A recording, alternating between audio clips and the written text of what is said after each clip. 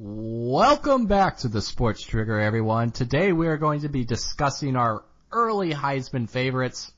Travis, are you ready to go? Let's talk Heisman.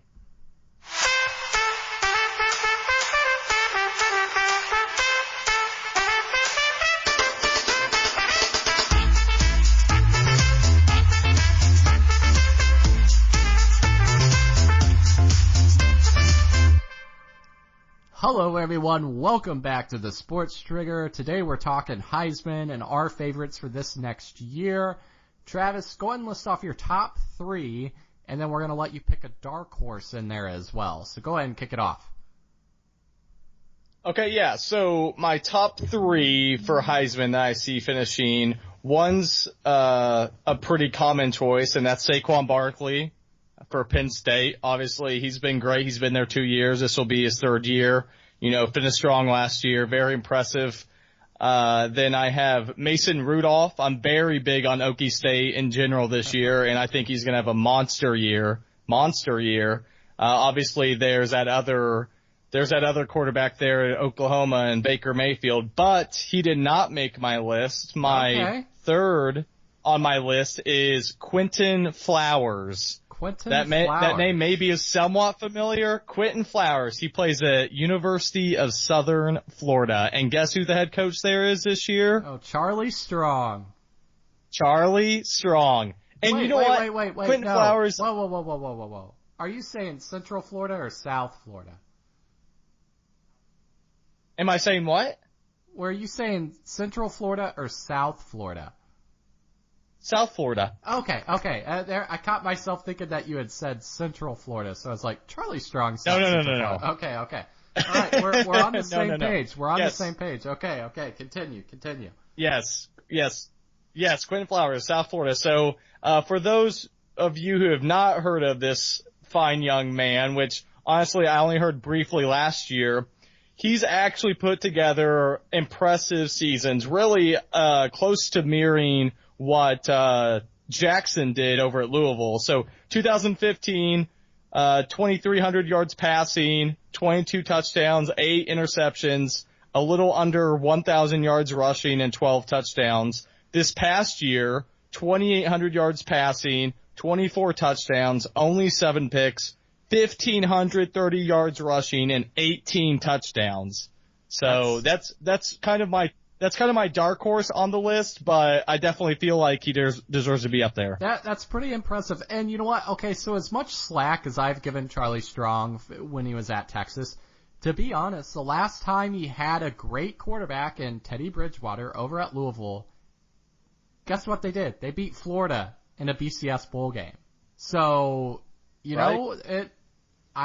maybe this is his time. Maybe he's going to come back from the Texas job, and USF is a perfect position for him. So that's an interesting pick, but, playing in the conference they do, there's a good chance that he puts up big numbers again.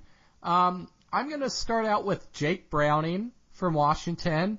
Last year he threw for over 3,400 yards, 43 touchdowns, 9 picks, and rushed for 4 scores. With Peterson there as his coach, their offense, it's always going to be ticking and be a threat. And the quarterback always puts up really high touchdown to interception ratios. So I'm going with him.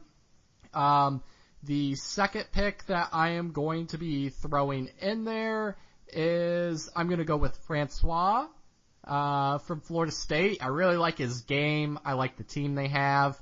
I think he's going to take the next step this year. Last year he threw for over 3,300 yards, only 20 touchdowns to 7 picks. I think he's going to run it a little more this year, too. He only had 5 rushing touchdowns last year. That'll probably bump up. And I expect them and just Florida State in general to have a big year going forward. I'm going to pick, if we're just picking another quarterback up there for my third guy up there, Sam Darnold for USC. I think he is going to put up huge numbers. I hate to say it, but the Pac-12 is not that good. So, he has maybe 3 tough games. They play Texas, I think? Yeah, they play Texas this year. And Texas. And if they'll end up playing Washington, probably like Stanford or something like that. He only has a handful of tough games, but I think if he comes through in those games unscathed, then he's going to be in there in the top 3. Has to be. And then for my kind of dark horse, I'm going to go with the running back, Darius Juice. The Juice, or Geis. I guess they call him Geis, right? I always call him Juice. Geis, for whatever yes. reason. I don't know Geis. why I call it Juice. I just have that stuck in my mind. It is kind of spelled like it, but yeah. Darius Geis, from LSU. I think he's going to be tough. I think he's a little more shifty than what Fournette was. And, we saw him at the bowl game against Louisville, and he put up a great show there. A beast. Yeah, so I have huge confidence in them. I think LSU's offense is going to be a lot better this year than they have been in the last few years. And so that should propel him into higher numbers as well. That's my dark horse. Overall, I guess if I'm going to pick on a winner, I'd probably go with Francois this year. But he's got to get his rushing touchdowns up, and the passing touchdowns has got to be up from 20. And then Florida State's probably if they beat Bama and he has a great game, then he's going to be tough to beat if they go the rest of the year unscathed as well.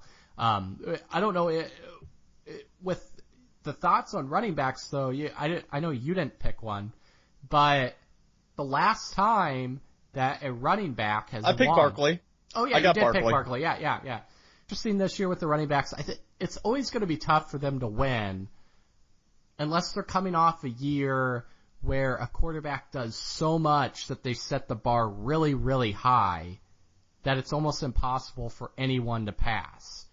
And that's where I think the running backs can sneak in. I mean, you have Barkley and... Well, look what McCaffrey did 2 years ago with his all-purpose yards, and yet he still didn't win. I mean, that was remarkable in itself that he didn't win. I was all McCaffrey, but part of that was viewership as far as when their games were. But it is pretty remarkable when it comes to how often quarterbacks win compared to running backs. I definitely agree there. And it's just a quarterback-driven league, just like NFL is.